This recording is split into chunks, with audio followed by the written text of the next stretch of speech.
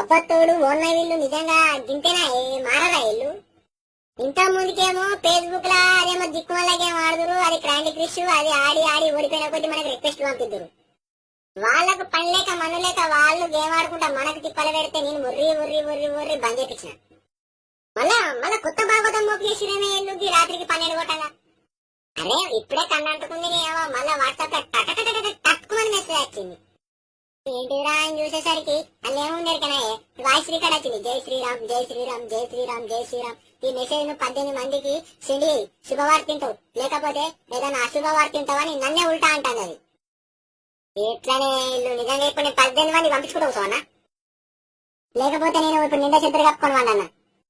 అట్లా కాదే మీకు అంత సోషల్ నెట్వర్క్ మీద మీకు నలుగురికి మంచి చేయాలని మీలో ఉంటే మీరు నలుగురికి ఆకలైన వాళ్ళకి అన్నం పెట్టుర్రి, ఏం లేని వాళ్ళు అనాథలకు అన్నం పెట్టుర్రి, పైసలు ఇవ్వర్రి, బట్టలు ఇవ్వర్రి, ఎన్నో చేయొచ్చు చేయాలనుకుంటే. లేకపోతే సపరేట్ చేతులు కట్టుకొని నిలుచుడు చూడుర్రి.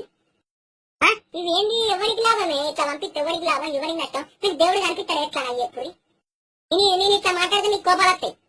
మీరు చేసేకేమో గట్లుంటాయి. మీకు అప్పుడప్పుడు నెత్తిలా ముళ్ళు మెసులుతూ రావచ్చు. నిజంగా అన్న ఇట్లా చేసేటోళ్ళు అందరికి పంపిర్రే. ఇది వీళ్ళకు మంచి మాటలు చెప్తే ఇనరే ఇల్లు. ఇన్ని రోజులు ఏ బాధ లేకుండే మళ్ళా ఓడుకుంటుందో మళ్ళా సురువు చేసిండు. అరే అవి ఎక్కడో బేకర్ కాదు మా పేరు. పొద్దుగాల లేస్తే దూతున్నదిరా భగవంతా అని వండుకుంటే ఆంజనేయం పేరు చెప్పి జై శ్రీరామ్ అట వాళ్ళకి పంపి ఇళ్ళకి పంపి. నీకు గంటగానం బట్టుంటే ఒక 4 ఫోన్లు కొనుక్కొని 4 సిమ్ములు వేసి 4 సిమ్ములలో నెట్ బ్యాలెన్స్ వేసి నిజానికి నువ్వే పంపించుకో. నిజానికి నీకే అన్ని శుభవార్తలు జరుగుతాయి. అప్పుడు నీకు రోగం తిరుగుతుంది. నీకు ఇట్లా చెప్తే అర్థం కాదు. అబద్ధమన్నా ఇల్లు ఇట్లా చెప్తున్నారు. నిజంగా అందరికి మొత్తం మందికి పంపిర్రే. అందరికి ప్రతి ఒక్కరికి జరిగే ఉంటది. మొత్తం మంది నేనే ఉంటారు. నా రాక వచ్చిందంటే అందరు నాకు వచ్చిన మాటే. అరే ఎందుకు నోటమాట బయట పడగొట్టుకున్నానంటే అట్టి ఉన్నోళ్ళు ఉండనియారు మీరు. నిజంగా అమ్మతో నాకు ఇంకోసారి వాళ్ళు నాకు అసలు మెసేజ్ పంపేలా కానీ అమ్మతో నేను వాళ్ళ నెంబర్ ఫోన్ చేసి పొట్టు పడుతుంది కదా. ఇప్పుడు పంపిద్దామన్నా నెట్ బ్యాలెన్స్ లేవు. పంపించకపోతే బాధ, పంపిస్తో బాధ. పంపిస్తేనే వాళ్ళు నన్ను తిడతారు నాకెందుకు పంపినామని.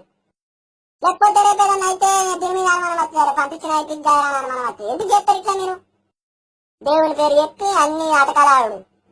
అబ్బతోడా నాకు కాదు ఒకలా పంపించాల్సి మెసేజ్ అయితే డెలీట్ చేసుకో. ఒక్కసారి చెప్తే అర్థం చేసుకోవాలి. ఎట్లా అన్నా